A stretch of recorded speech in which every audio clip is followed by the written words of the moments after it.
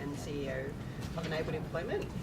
What I'm going to talk to you today about is about my journey that led to me founding Enabled Employment, and also try and bust some of the myths and the stereotypes that there are around people with disabilities, especially with you guys providing career advice. I'm sure you see a lot of people with disabilities come through the door, so some of your misconceptions might already be smashed, but it's definitely a much harder environment finding a job for people with disabilities, and also keeping a job, and also keeping full-time employment. So they're one of the most underemployed and unemployed groups in Australia.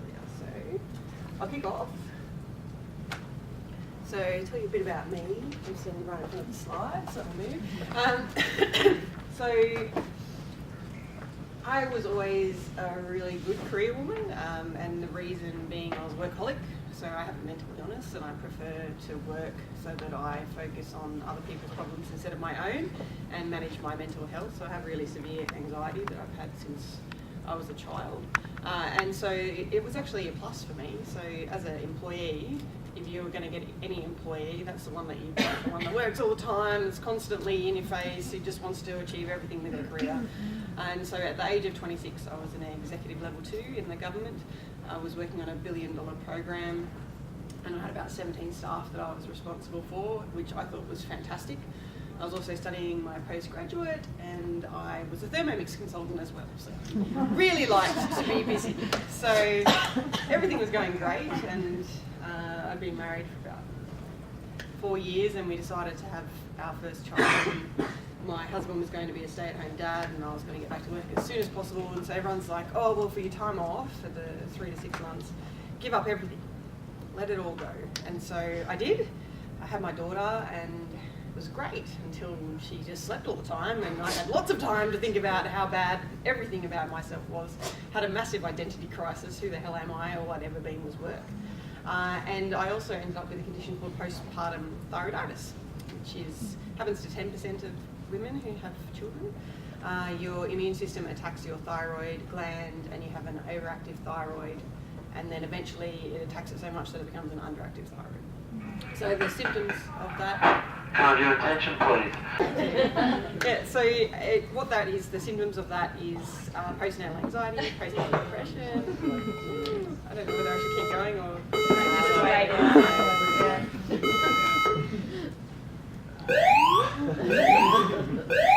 Emergency. I didn't think my talk was that bad.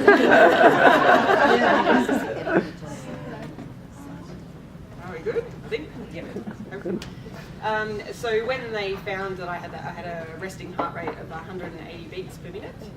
So you can imagine, the only reason they found it was because I was already anxious, but the reason I went to the doctor was because every time I stood up, I kept fainting, and I couldn't figure out why. Because the anxiety was bad, but it's just pretty much the same as what had happened in my life. So that wasn't the symptom that trigged me to go and do it. So I decided I had to get back to work straight away, as soon as I could.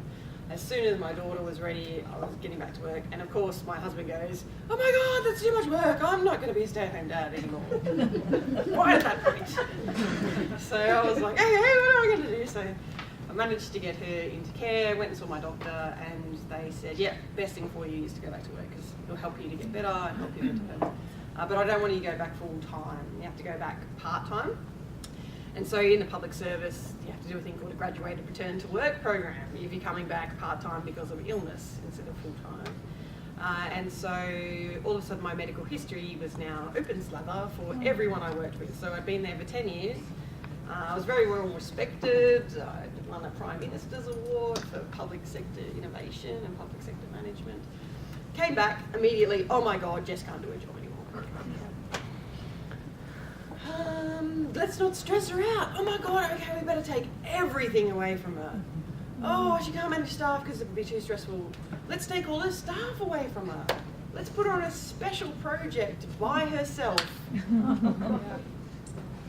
Yeah, great. Now I can sit at work all day and think about all of my problems as well. So you can imagine my mental health went woo. And I was like, being the person I am, submitting all of these projects going, I can save the company $750 million if we do this project, and like trying to generate work for myself because I had nothing. And again, no, we're worried that you'll have a mental health episode and then we won't be able to go ahead with it. So this sort of kept going, and then eventually I was moved to another area, and I was now an underperformer, and the lady who had taken over started bullying me horrendously. So saying, I'm not giving any work because you can't do any work. So I said, well, can I go and do my master's? No, doing your master's is only a reward for people who've contributed something to the organisation. Whilst this award was sitting in the cabinet behind her head. So I couldn't even study, because I thought, at least if I'm sitting around doing nothing, I can complete my master's. So I was completely stuck, bound, and it just kept getting worse and worse and worse. And so at this point I started going, well, I've seen heaps of people come through, say they have a disability, or you meet people who are quite open about their disability and they're an underperformer. And so I was like, well, I think this has to do with the D word, like, I have a disability, I disclose it, oh my God, all of a sudden I'm incompetent. And so I was like, well, this isn't okay. So I couldn't do any more special projects because they wouldn't let them get through. So I started thinking, I'm going to do my own special project.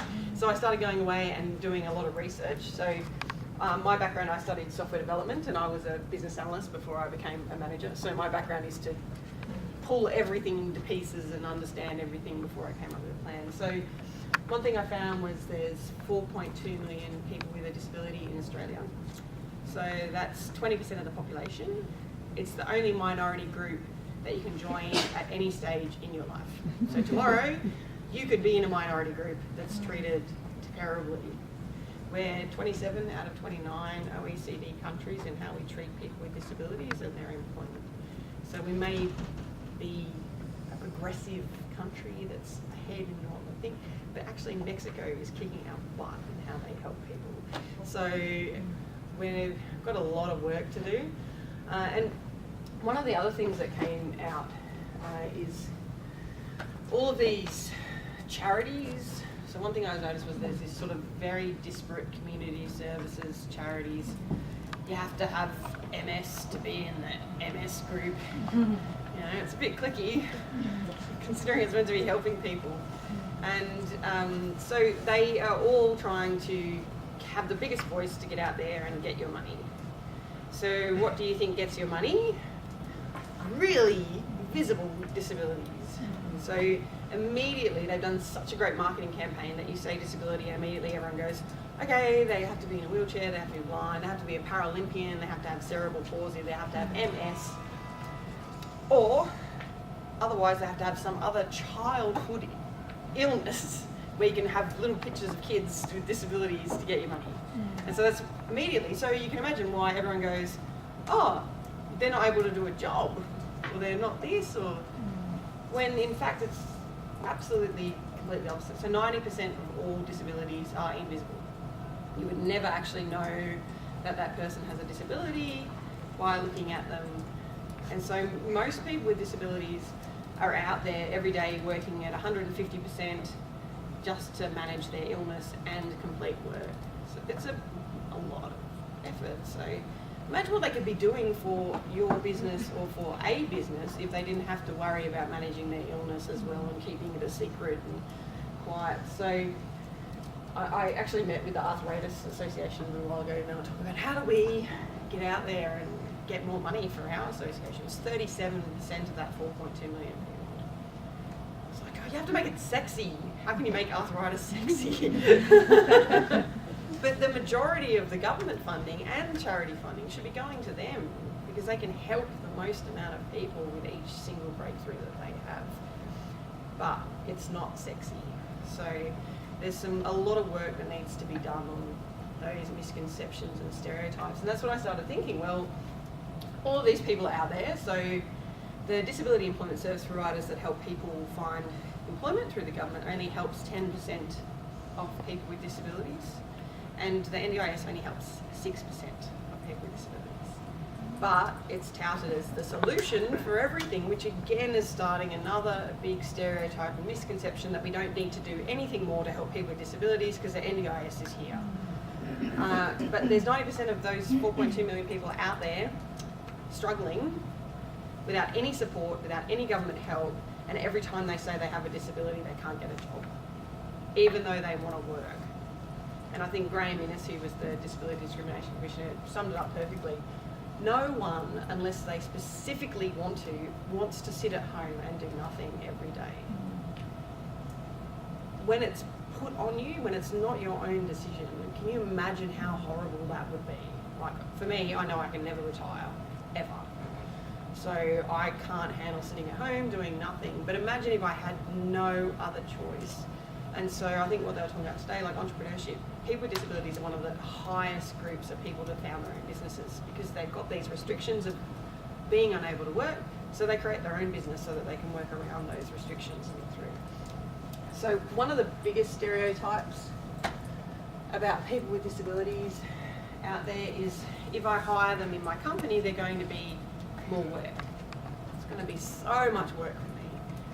I don't know if any of you have hired a person with a disability, but they normally come with all of these support services and big piles of paper about everything that can go wrong and is going to go wrong.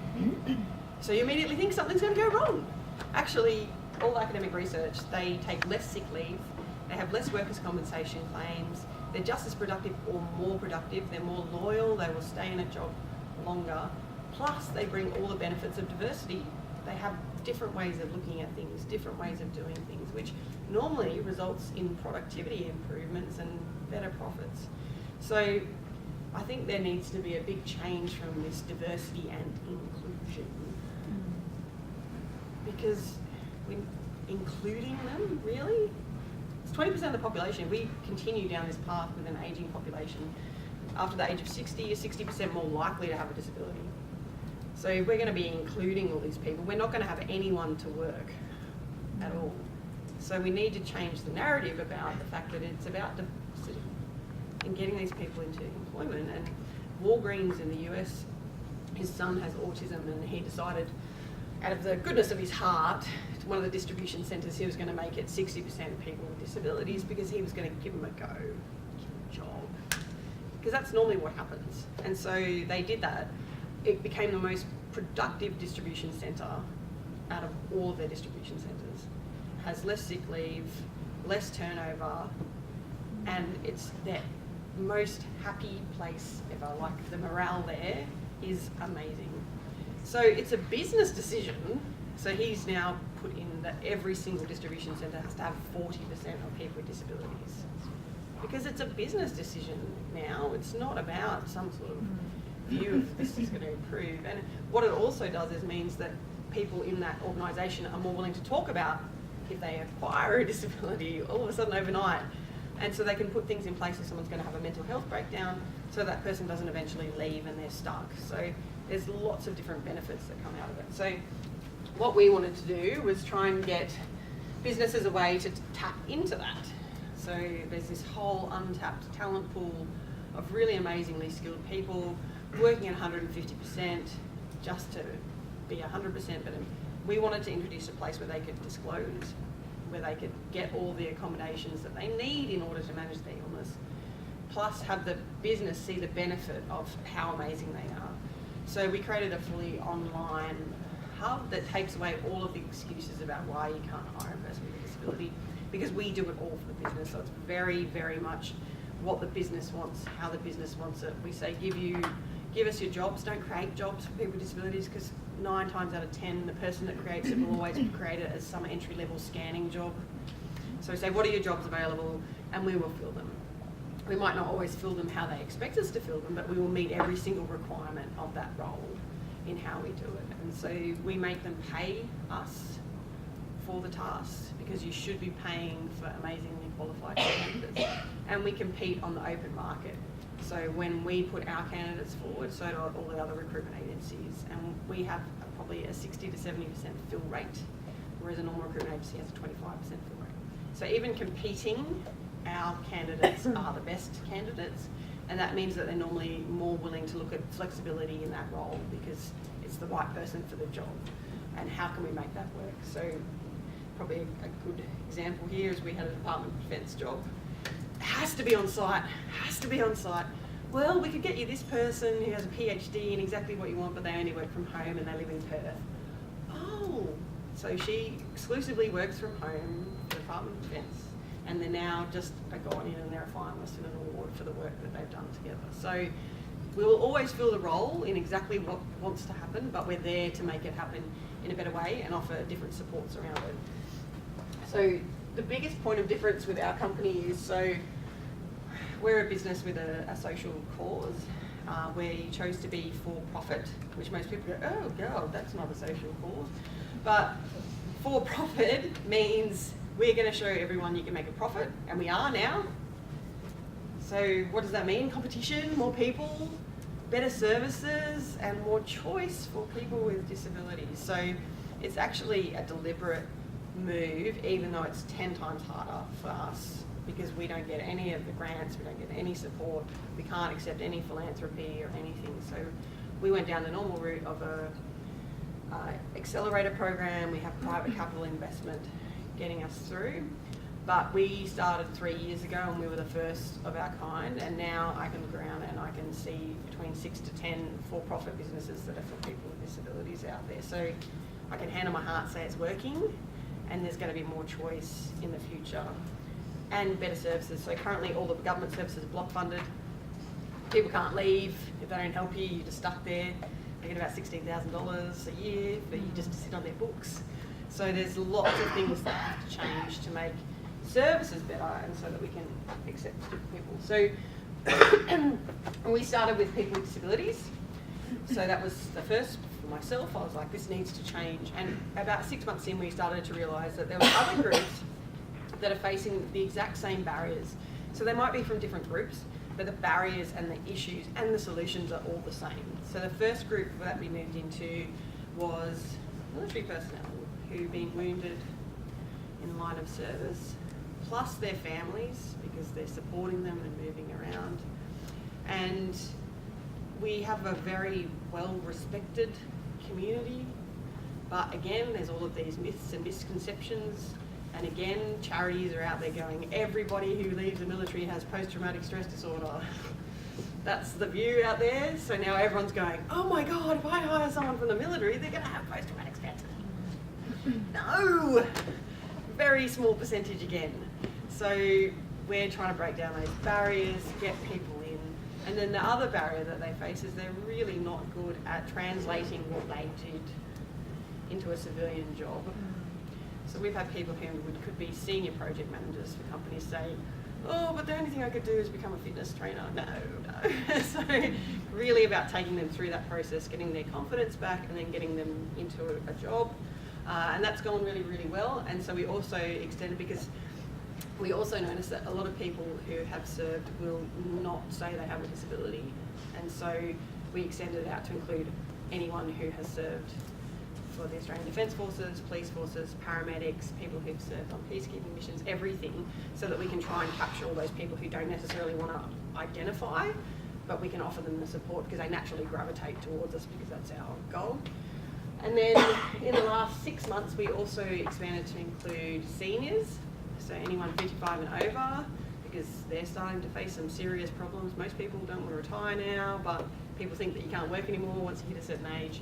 And then also Aboriginal and Torres Strait Islanders. So the things that we put in place, which we call accessibility brokering, we don't care at all what someone's disability is. In fact, I don't keep any statistics on that at all. I couldn't give. But when they get an interview, what do you need at your interview to perform the best in your job? And then we make that happen. And if they get the job, what do you need for this job so that you can perform the best that you can in this job? And then we make that happen. The people that they work for don't need to know their disability. They're statistically less likely to have a problem, so we don't bombard them with anything. We're just there if anything happens. In 3 years, I can say we've probably had 3 things, and they were like so minor, like couldn't get a screen reader. Okay, we'll come in and fix it. Oh, they're still on XP, so it's actually technically impossible. We'll get you a manual screen reader. Like, wow. For these people that come in with such amounts of paper for their big issues coming up, I'd love to see those statistics happening for real on our books, considering that's all we do. So, as I was saying, what we try and do is fit in exactly with what the business wants. So the current disability employment service providers, there's about 156 They're all throughout Australia. You have to have a bricks and mortar office in the area that you want to service. And so if you're a national company and you want to advertise a role with them, good luck. Or you want people who are highly qualified. Well, so what we did was say, rather than, and normally what they do is they find a person and then they push that person. But business doesn't want that.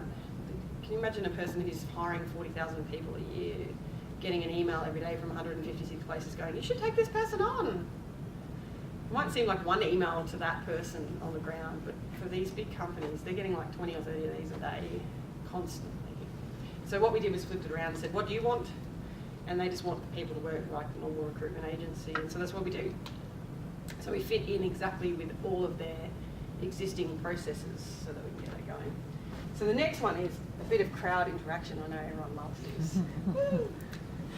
So, does everyone know who this is? Yeah! Does everyone think that he's stupid? No. Does everyone think that he can't hear you? No. Do you know what his number one complaint is? When he goes out to dinner, people ask his wife what he'd like to eat.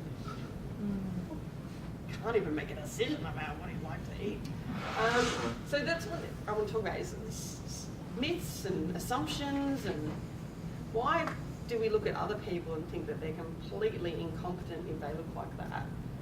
Yet we know that that's not the case at all. So it's about how do we break down those barriers inside our heads. And at night, it's normally not conscious. Most people don't even realise that they do it. It's called unconscious bias. And I did an unconscious bias test a little while ago, and I was like, oh my God! Like, we all have these things that are inbuilt in you through your upbringing and through social engineering and all of these other things that you don't even realise is there. And it takes a lot of effort to try and break those down.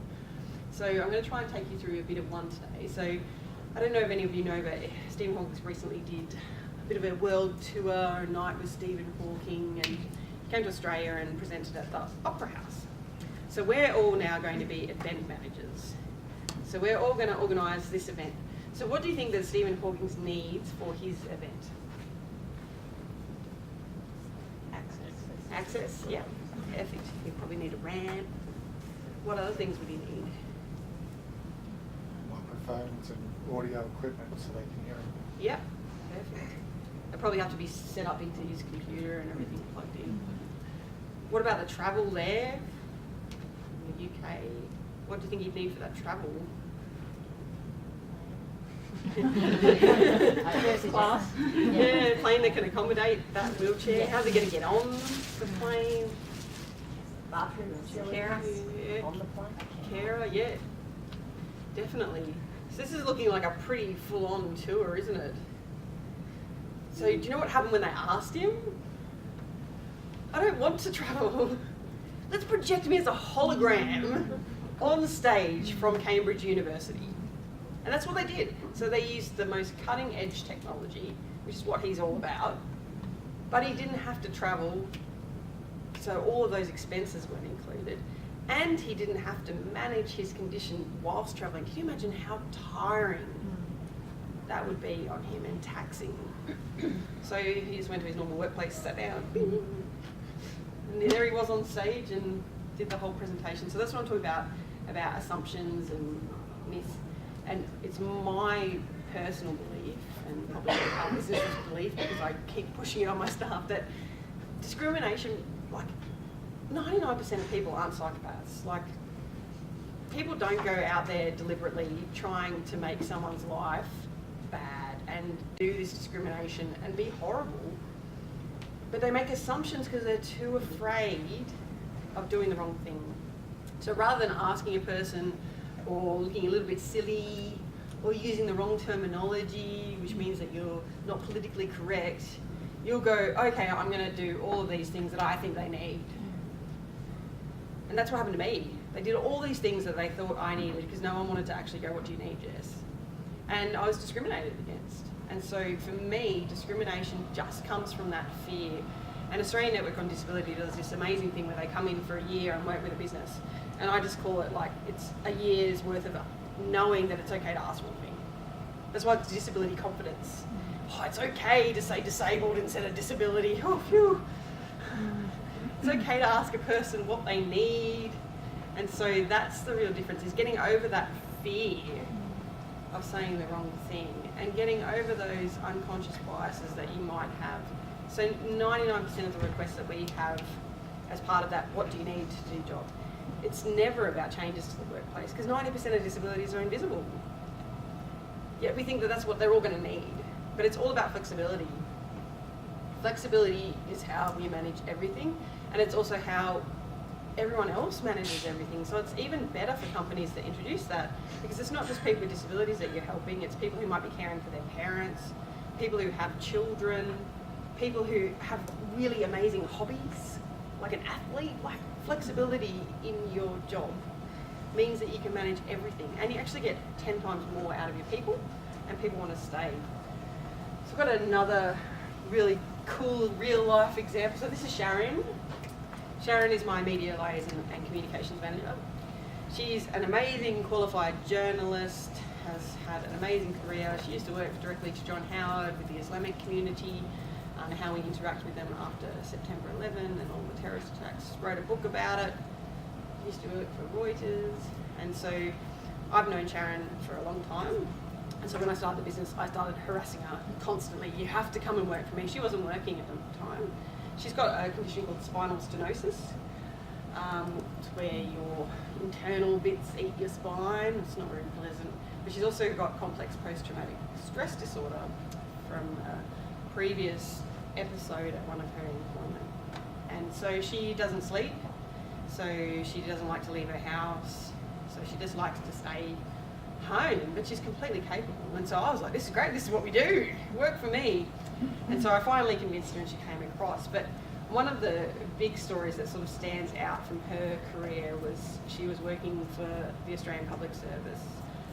When she got the job, she said, oh great, I don't have any limitations, except the only thing is, can you put me near the bathrooms? Because it's quite...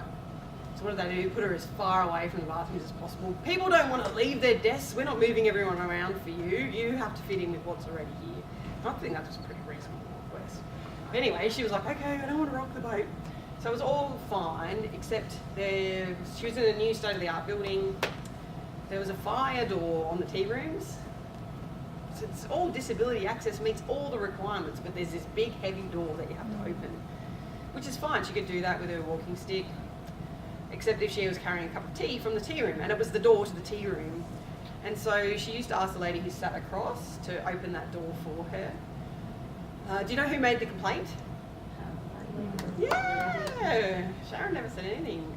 Oh, my days are getting interrupted by constantly having to get up for Sharon and open this door, and this is completely unreasonable. So the whole place went into meltdown about, we have to buy automatic doors, and they have to be automatic fire doors. Oh my God, everyone was having meetings and all this stuff. So Sharon's sitting there, all of a sudden the problem child, even though she didn't do anything, everyone's talking about her. She can see all this stuff going on. So the solution from this big committee meeting was to move her to another building. So they didn't have to pay for this change, but one that didn't have a fire door on them. So she's now completely separated from her team. She has to walk 20 minutes from the other building to the other building for any team meetings, which is fantastic for people with walking sticks. But she doesn't have to worry about disturbing people while she opens the door anymore. And so what she always says is, if they had to ask me what would the best solution be, $5 shelf from Bunnings on the wall where I can put my cup of tea, open the door. Woo! Innovation at its best here. So again, that's a really good lesson about accessibility and reasonable adjustments and changes to your workplace. Don't have to be these huge things. And when they are a huge thing, the government pays for it. It doesn't come out of your pocket. There's grants, there's all these other resources that they'll come out and do the changes for you. And that's what we facilitate. So we do all that stuff so people don't have to worry. So that's the big sort of change. So for our business, I talked about how we set out trying to change the landscape, and fortunately I think we've done it. I remember I applied for an innovation grant to do the website. It was $21,000. and I was in front of a panel. It's about 10 people. They all said, "Oh my God, we don't want to give you the money. What if you have a mental health episode?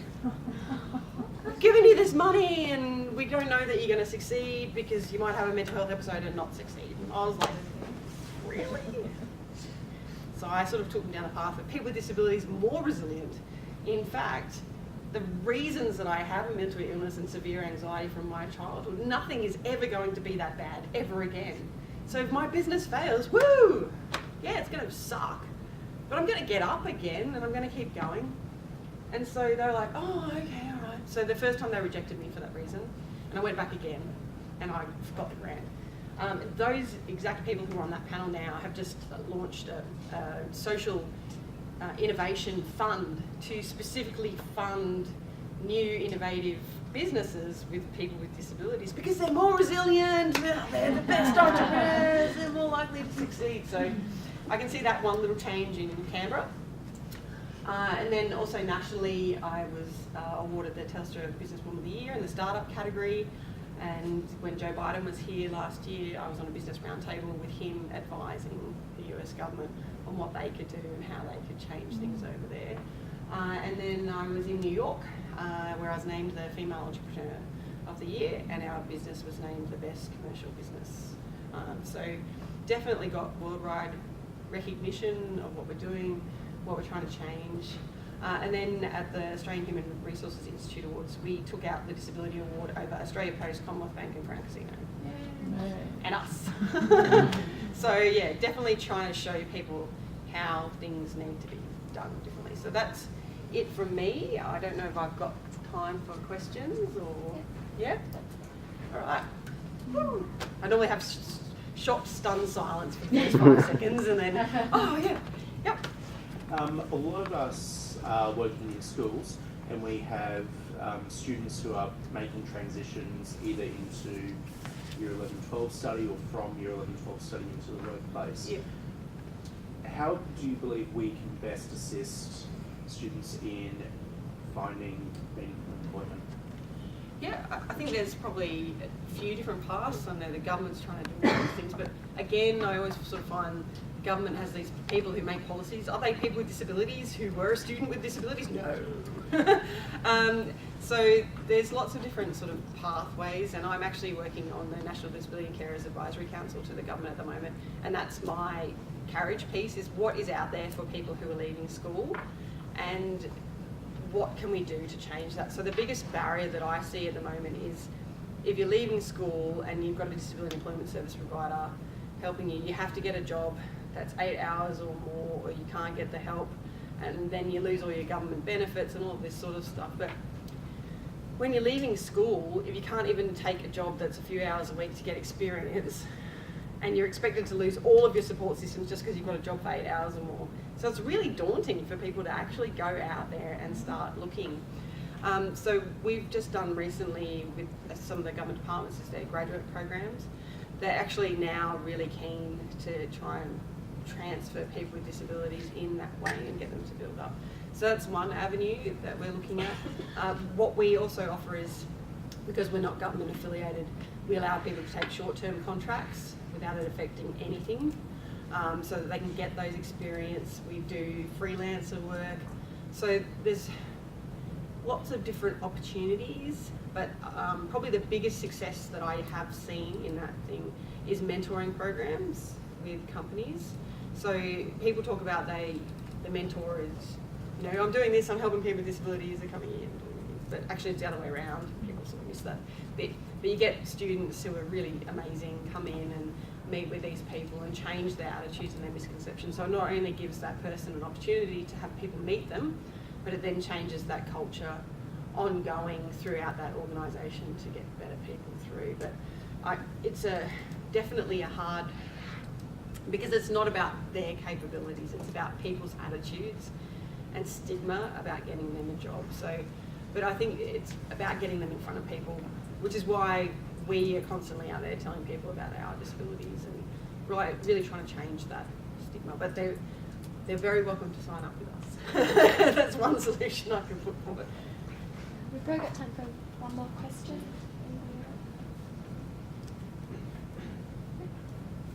Great. Fantastic.